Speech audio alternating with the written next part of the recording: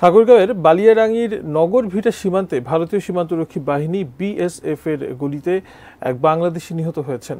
নিহত মোহাম্মদ রাজু মিয়া বালিয়াডাঙ্গি উপজেলার গড়িয়ালি গ্রামের হাবিবর আলীর ছেলে।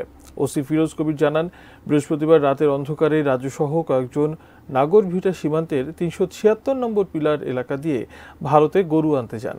বিএসএফ তাদের লক্ষ্য করে গুলি ছুড়ে ঘটনাস্থলেই রাজুর মৃত্যু হয়। তার মৃতদেহ বিএসএফ এর কাছে রয়েছে। ঘটনার প্রতিবাদ জানিয়ে বিএসএফকে পতাকা বৈঠকের আহ্বান জানানো হয়েছে বলে জানান ঠাকুরগাঁও ৫০ বিজিবির অধিনায়ক লেফটেন্যান্ট কর্নেল মোহাম্মদ তানজির আহমদ।